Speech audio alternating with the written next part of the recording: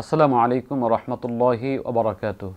সম্মানিত দর্শক শ্রোতা, অত্যন্ত পরিতাপের একটি বিষয় হচ্ছে পবিত্র মাহে রমজান প্রথমে শুরুতেই অনেকেই ইবাদতে মশগুল থাকে, কিন্তু দুঃখ এবং পরিতাপের বিষয় হচ্ছে মাহে রমজানের যখন 10 রোজা বা 15 রোজা এ পর্যন্ত মোটামুটি আমল তাসবিহাত তিলাওয়াত করি, কিন্তু বিশেষ করে মাহে রমজানের শেষ দশক অত্যন্ত গুরুত্বপূর্ণ।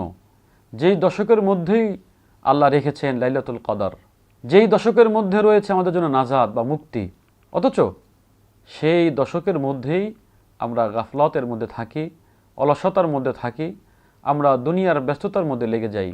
আফসোসের বিষয়, অনেক ইমানদার মুমিন মুসলমান এই মাহে রমজানের শেষ দশকে তারা ইবাদতে না কাটিয়ে ঈদকে সামনে রেখে বিভিন্ন মার্কেট, এক মার্কেট থেকে আর এক মার্কেট, এই রাস্তায় ঘোরাঘুরি আর বিভিন্ন মার্কেটিংয়ে তাদের সময়গুলো নষ্ট করে। অত্যন্ত আফসোস এবং কষ্টের বিষয় হচ্ছে, যেই 10 দিনের মধ্যে আল্লাহ শবে কদর রেখেছে, আমি আপনি আমরা সবাই সেই গাফলতে যেন না কাটাই। আসুন আমরা পবিত্র মাহে রমজানের শেষ দশকে আরও বেশি ভরপুর আমলের নিয়ত করি এবং আমল করি। আল্লাহ রাব্বুল আলামিন আমাদেরকে তৌফিক দান করুন। আসসালামু আলাইকুম রহমতুল্লাহ।